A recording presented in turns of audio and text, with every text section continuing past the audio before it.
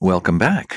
This is episode 3 of our Armchair travel program, Sailing the Bahamas. I'm Mike, and I remain your captain. Where are we headed this episode? Okay, we've been to Bimini, Gun Key, the Sapona. Let's head over to Marsh Harbor on Great Abaco Island. That's in the upper right of our chart. Note how far it is.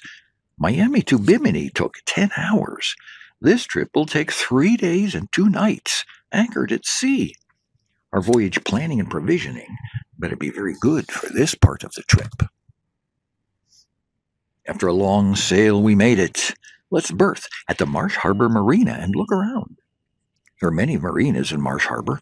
This one was the cheapest, and with enough amenities to make it worth renting a slip. Marsh Harbor and all its marinas are inside the harbor, protected from the Atlantic wind and waves.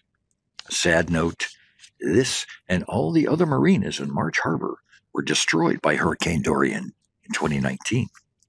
The marina, as well as others, is still not fully operational. What does a marina have to offer that anchoring out doesn't? Well, a bar and a restaurant just a short walk away. You don't need to use your dinghy. Notice the beer bottle. Click beer is brewed and bottled in the Bahamas. That's always my first beverage after securing the boat. Notice the chart coordinates in the guy's shirt at the bar? Coordinates for the Soggy Dollar Bar on Jost Van Dyke Island in the British Virgin Islands. What else does a marina offer? Well, restrooms that aren't moving when you try to use them. And a nice place to relax and cool off. Maybe even socialize with other sailors. Just a short walk from this marina, over on the Atlantic side, there's an excellent snorkeling reef called Mermaid Reef. You just need to swim out to it. It's out there, by that catamaran, say maybe 100 yards. I snorkeled with many of these fish, at least the ones in the upper right of this chart, at Mermaid Reef. Snorkeling is one of my favorite things to do in the islands. So many fish, and so much more colorful than here, offshore Florida. Let's take a ferry over to Hopetown, a small settlement on Elbow Key. It has the most photographed lighthouse in the Bahamas. It's only 8 minutes from Marsh Harbor by ferry. This is Hopetown, almost all of it. Way in the distance is Marsh Harbor, where we berthed our sailboat. Can you see it on the horizon? And see the dark patches in the water just offshore on the lower part of this photo. Those are coral heads, coral reefs, just barely underwater. Can you find the famous Hopetown Lighthouse? Here it is. You can even climb the 101 spiraling steps and look out from the top. This is one of the only kerosene-powered, hand-cranked lighthouses left in the world. Built in the early 1860s, it was not always the subject of wonder and amazement like it is today. In fact, once construction had begun, the locals became very unhappy and angry. Hopetown's economy at that time was greatly boosted by their wrecking trade, which essentially means they would wait for ships to run aground on the reefs surrounding the town, and they would pay townspeople to repair the boats. Hopetown is a tourist stop, but also has year-round residents and second homes for those that can afford them. It's very expensive here.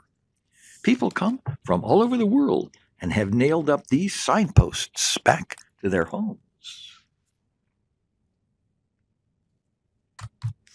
The town is on a small key, Elbow Key, and has picturesque island residences and shops. Absolutely worth a day exploring on foot. This was a one-room business selling sewn goods, clothes, canvas items. Both the sales floor and manufacturing area are in the same room in this building. An interesting street right on the water. This is one of the streets where the ferry from Marsh Harbor stops. The blue building on the left is, I think, the police department. Beside the red umbrella on the right is a place that sells really cold beer. Harbor's Edge Restaurant. Fantastic view, overhanging Hopetown Harbor. You can relax and have a great meal here while enjoying the breeze. And spend your entire sailing kitty really quickly. The lighthouse to the right.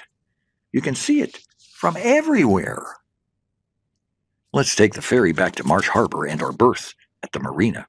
And to make ready for sail, we'll head south again. Let's go to Spanish Wells down by Eleuthera Island. Can you find that town on our chart? We will travel from Great Abaco Island to Eleuthera Island.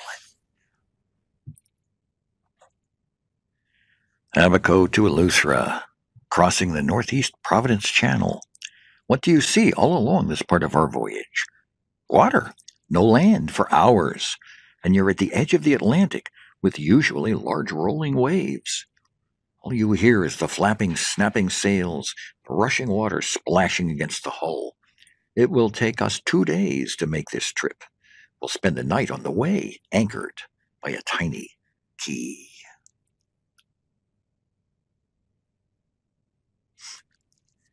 If you have plotted your course correctly and followed it, you'll see the Spanish Wells Harbor entrance. This photo was taken from a hill overlooking the harbor, looking out to sea. You can see this large black tank from on your boat deck while at sea. It can help guide you in.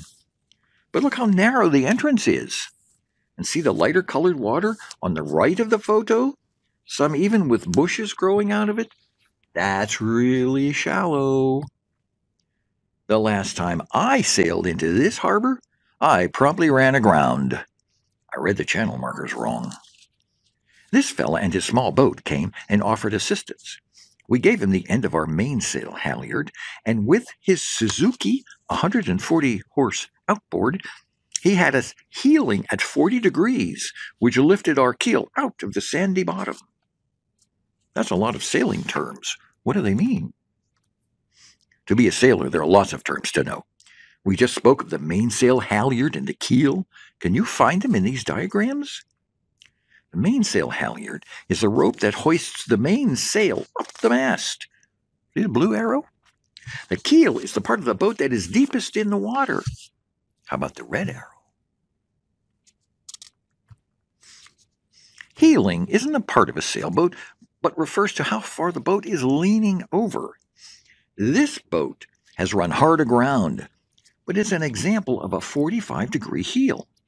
Can you imagine standing or functioning on a boat that's heeling at just 40 degrees?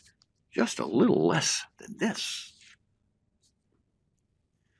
So let's get her in her slip in the marina and relax after our 2 days and a night out on the water. Notice our dock lines fore and aft. That's the front and the back. Like everything else while sailing, there's the proper way to tie dock lines to cleats on the boat and cleats or pilings on the dock so they won't come undone on their own. You certainly don't want to go into town and return to find your boat floated away. So where are we? Spanish Wells Yacht Haven and Resort features a swimming pool and a restaurant and bar serving Mediterranean Bahamian cuisine. Also located on this site are laundry facilities and showers for marina guests. These are 2 important features for sailors who have been at sea for extended periods of time. But remember, where is the first place a sailor visits when on shore leave? Yep, rum and coke, Jack and Diet Jameson's. Couple of really, really cold clicks. Spanish Wells is a town that's not really on Eleuthera Island. It's on St. George's Key. This entire key is only 1/3 of a mile wide and 1 3/4 miles long. Luckily, it's only 1,600 feet from the much larger Eleuthera. There is no bridge between them, but there are small boats called water taxis to take you back and forth. The red line traces our path through the harbor entrance, including our going aground, to our marina. Can you pick out the large black tank that guides you in from the sea? We spoke of it earlier. Hint, the yellow arrow. Time to explore St. George's Key. Check out this bus and sign. Found a place to eat. Buddha's Liquor and Restaurant. It's an outdoor place. No walls. Then found an even better place. Indoors and air-conditioned. Wait. No prices. Danger. You can find spectacular homes, beautiful workmanship, and satellite TV. Also regular homes, a bit older, and maybe on smaller lots. Very, very colorful homes. And homes with great views, like this one. Check out this colorful place right on the beach. It's available as a vacation rental. Besides a touristy place, Spanish Wells is a fishing village. These trawlers are active and fish the Bahama banks all the way to Cuba. They will be out for days at a time. Trawling is a method of fishing that involves actively dragging or pulling a net through the water behind one or more trawlers. Those long arms you see are lowered, and the nets are attached to the ends of them. Here's a trawler with its nets extended, but up out of the water. Hey, that's me. How did this get in here? Well, I do enjoy sailing and exploring the islands. I hope you're enjoying it too. By the way, that's the entrance to Spanish Wells Harbor in the background. Where to next? The town of Governor's Harbor, halfway down Eleuthera Island.